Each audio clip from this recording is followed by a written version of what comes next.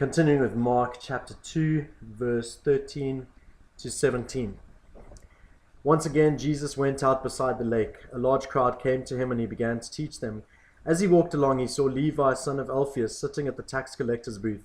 "Follow me," Jesus told him, and Levi got up and followed him. While Jesus was having dinner at Levi's house, many tax collectors and sinners were eating with him and his disciples, for there were many who followed him. When the teachers of the law, who were Pharisees, saw him eating with the sinners and tax collectors, they asked his disciples, "Why does he eat with tax collectors and sinners?" On hearing this, Jesus said to them, "It is not the healthy who need a doctor, but the sick. I have not come to call the righteous, but sinners." And I mean, there's kind of two parts to that story. The first one is the quick part of Jesus calling Levi, and there's not a lot of detail, but what it says is Jesus said to Levi, "Follow me," and Levi followed him. And I mean, that's it. And I think that if we are listening to God carefully, if we are reading the Bible, if we're spending time in prayer, and we're asking him kind of for opportunities and things, I really believe that God places opportunities in our life all the time.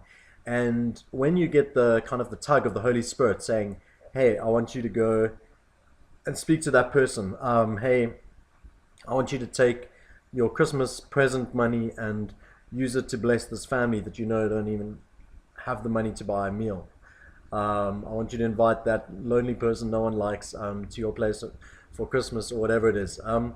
Then what is your response? Do you get up and follow him? Do you sit and make excuses? Do you put out fleeces and things like that? Like the moment you've heard from God and he said, "Hey, I want you to do this," like how quick are we to respond? So that's the first one. And then the second story takes place in Levi's house. So Jesus has made himself at home and he's having this party, and he gets accused of hanging out with all the sinners. And it reminds me of this Friends episode where Joey doesn't know what these mean.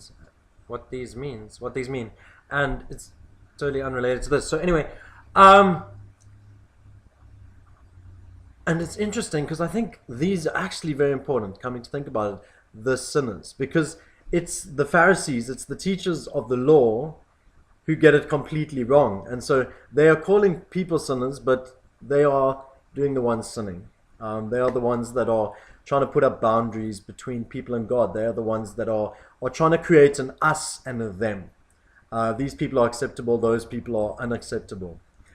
And I think it's really great. Like one of the greatest things about Jesus is the fact that he almost kind of flocks towards the outsiders. There's that parable in Matthew 25 about the sheep and the goats, the people considered to be the least of these. But Jesus is always hanging around with them, the people that are outcasts in society. So in his day, that was women, it was children, it was a Samaritan woman, 2 strikes against her.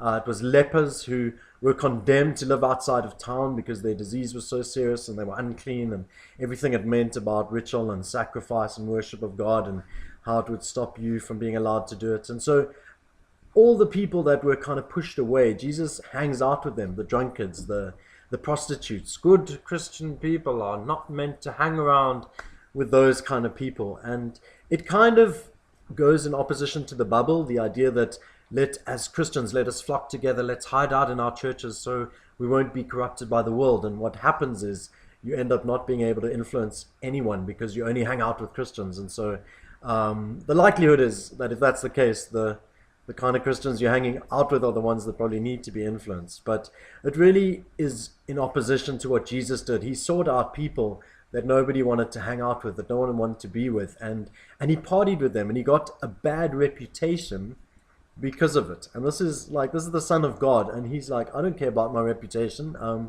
I don't need to defend God. I don't need to defend myself. What I do need to do is, in a sense, protect the reputation of God, which is about loving people, which is about drawing people to him, which is about showing compassion and grace and reaching out. And so take a moment to think of the people in your life, the people you spend all your time with, and maybe the people you spend little bits of time with, and maybe the people you cross over the street so that you can avoid them because maybe you're going to an important Christian meeting or whatever it is. Would people look at you and would you be accused of hanging out with the wrong people? And who are the wrong people today? In some aspects of church, it's probably the gay people. in the church in America, in half of the church, it's probably those who are pacifist and anti-violence because they're a bunch of weirdos. And the other half of the church is those who are pro-violence and pro-war because they're a bunch of weirdos.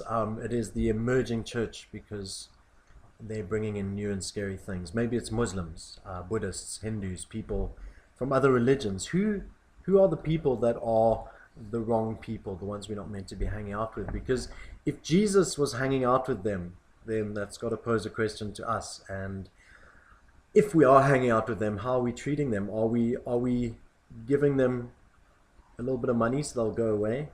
Or are we inviting them into the house we're currently staying in and throwing a party with them? Are we getting a bad reputation because we're having such a good time with them that it looks like we're part of that crowd? And so who are your wrong people? Who is God nudging you to move a little bit closer towards? Something to think about.